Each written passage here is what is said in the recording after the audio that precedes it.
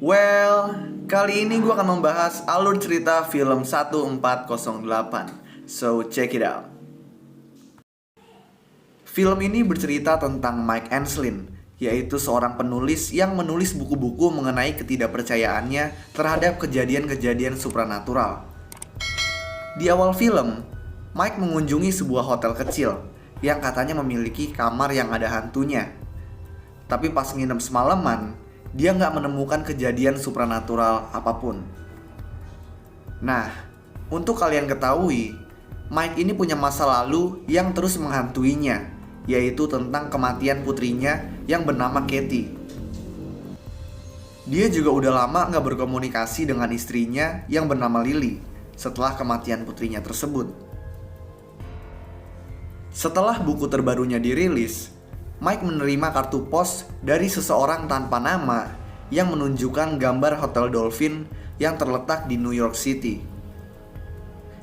Di kartu tersebut juga terdapat tulisan, "Jangan masuk ke kamar 1408".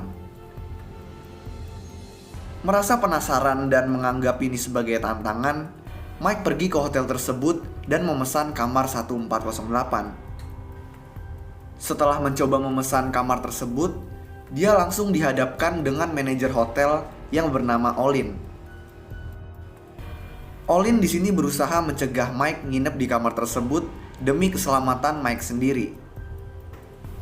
Olin kemudian menjelaskan kepada Mike kalau dalam 95 tahun terakhir, 56 orang nginep di kamar tersebut dan gak ada satu orang pun yang bertahan lebih dari 1 jam. Semuanya tewas, entah bunuh diri atau mengalami kematian yang biasa dialami manusia. Mike menganggap apa yang dibicarakan Olin hanya omong kosong. Olin kemudian menyogok Mike dengan memberikannya sebotol minuman alkohol yang sangat mahal dan kamar gratis untuk mencegahnya memasuki 1408. Mike ngambil botol tersebut, tapi tetap memaksa Olin untuk membiarkannya nginep di kamar 1408. Dengan terpaksa, Olin pun menurutinya dan mengantarnya ke kamar tersebut. Saat berada di dalam kamar, Mike mengeluarkan alat perekam suara miliknya dan mulai menjelaskan apa aja yang ada di dalam kamar tersebut. Di sini Mike kemudian ngomong kalau kamarnya ini nggak serem sama sekali. Gak lama kemudian, radio tiba-tiba muter lagu We Only Just Begun dari The Carpenters, yang artinya ini, kami baru saja mulai. Mike menganggap kejadian tersebut hanyalah ulah Olin yang berusaha untuk menakut-nakutinya. Pada pukul 8.07, lagu tersebut diputar lagi dan jam digital dengan aneh berubah ke hitungan mundur mulai dari menit ke-60. Dari sini, Mike pun mulai merasa takut. Saat Mike melihat keadaan di luar melalui jendela, jendelanya tiba-tiba terbanting ke bawah dan melukai tangannya. Mike pun mulai melihat hantu-hantu yang merupakan korban sebelumnya dari kamar 1408. Di sini dia juga melihat putrinya, Katie, yang udah meninggal dan ayahnya yang sakit. Berbagai usaha yang dilakukan Mike untuk keluar pun sia-sia. Dia mencoba membuka pintu kamar dengan kunci yang diberikan Olin, tapi kuncinya malah patah dan gagang pintunya juga terlepas. Dia memanjat keluar melalui saluran udara, tapi malah diserang sama mayat korban sebelumnya. Dan ketika dia mencoba melarikan diri ke kamar sebelah melalui jendela luar, dia malah ngeliat kalau jendela-jendela kamar sebelahnya tiba-tiba hilang. Mike kemudian menggunakan laptopnya untuk menghubungi Lily dan memohon kepadanya untuk memanggil polisi. Tetapi, fire sprinkle yang ada di dalam kamar tiba-tiba menyala dan membuat laptopnya mati. Suhu di kamar juga tiba-tiba turun menjadi 0 dan ngebuat seisi kamar menjadi beku. Beberapa lama kemudian, laptopnya Mike pun kembali nyala. Lily menelpon kembali dan mengatakan kepada Mike kalau polisi udah masuk ke kamar 1408. Tetapi kata mereka, kamarnya itu kosong. Tiba-tiba kembaran dari Mike muncul di layar laptop dan menyuruh Lily untuk datang ke kamar 1408. Lily pun mengiyakannya dan menutup video call tersebut. Kemudian kamar 1408 ini berguncang seperti ada gempa. Tembok kamar juga mulai retak dengan sendirinya dan hujan juga mengguyur kamar tersebut. Mike kemudian melihat lukisan sebuah kapal yang berada di tengah badai yang dia pikir merupakan penyebab hancurnya kamar tersebut. Dia lalu mencoba memecahkan lukisan tersebut. Tapi pas pengen mecahin, air laut keluar dari lukisan tersebut dan membanjiri kamar. Mike kemudian tenggelam dan pingsan. Pas bangun, Mike menemukan dirinya berada di pantai. Mike lalu menyadari kalau ini merupakan kejadian setelah dia mengalami kecelakaan surfing yang sebelumnya udah diperlihatkan di awal film. Hidup Mike pun di sini kembali normal dan dia juga kembali tinggal bersama Lily. Mike menganggap kejadian di kamar 1408 cuma mimpi buruk dan dia kemudian menceritakan hal tersebut kepada Lily. Setelah mendengar cerita tersebut, Lily menyarankan Mike untuk menulis buku tentang mimpi buruknya tersebut.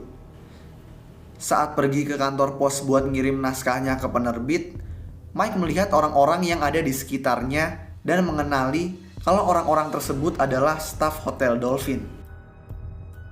Para staf kemudian menghancurkan ubin dan dinding ruangan, mengungkapkan ruangan aslinya. Nah, ternyata ruangan tersebut merupakan kamar 1408 yang dalam keadaan setengah hancur. Ini menjelaskan kalau Mike ternyata masih terjebak di dalam kamar tersebut. Mike kemudian melihat putrinya, Katie, muncul di depannya. Mike memeluknya dan mengatakan kalau dia sangat merindukannya, sambil merekam pembicaraan mereka. Lalu Katie pun menjawab kalau dia juga merindukan ayahnya tersebut. Tetapi gak lama kemudian, Katie meninggal dan hancur menjadi debu. Ketika hitungan mundur di jam digital sampai ke angka 0, ruangan tiba-tiba kembali menjadi normal dan jam kereset dengan sendirinya ke menit 60. Operator hotel kemudian menelpon Mike dan memberikannya dua pilihan. Pilihan yang pertama, Mike dibiarkan hidup, tapi tetap terkunci di kamar tersebut dan harus menghadapi kegilaan kamar 1408 secara berulang-ulang. Pilihan kedua, Mike bisa menggunakan pilihan double check out dengan cara menggantung dirinya sendiri. Tali gantung kemudian muncul dan Mike sempat berhalusinasi dirinya digantung. Menolak dua pilihan tersebut, Mike meracik bom molotov menggunakan botol alkohol yang sebelumnya diberikan Olin dan melemparnya ke dinding kamar.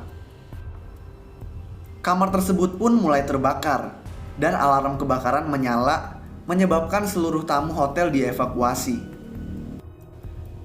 Lily yang udah sampai di depan hotel mencoba masuk, tapi nggak dibolehin sama pemadam kebakaran. Lily kemudian memberitahunya kalau suaminya ini ada di dalam kamar 1408. Mike yang berada di dalam kamar tertawa-tawa karena telah berhasil menghancurkan kamar terkutuk tersebut. Gak lama kemudian, pemadam kebakaran mendobrak pintu kamar dan menyelamatkan Mike.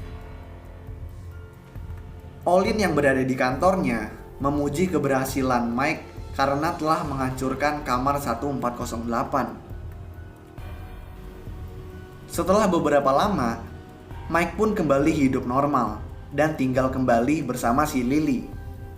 Nah, suatu hari, Mike mengambil hasil rekaman suara yang dia peroleh dari kamar 1408. Dia kemudian memutar rekaman suara tersebut yang memperdengarkan percakapan antara dia dengan Katie saat berada di dalam kamar 1408. Ini berarti Katie yang Mike lihat di kamar 1408 bukan halusinasinya.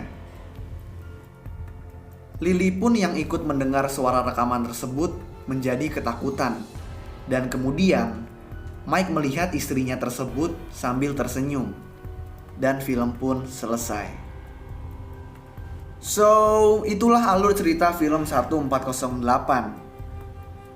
Kalau kalian punya rekomendasi film lain yang mau gue jelasin alur ceritanya, kalian bisa tulis di kolom komentar di bawah. Dan kalau kalian suka sama video ini, kalian bisa klik tombol like dan juga klik tombol subscribe supaya bisa mendapat update-update tentang video gue selanjutnya. So, thanks guys for watching. I hope you enjoy it. Peace out.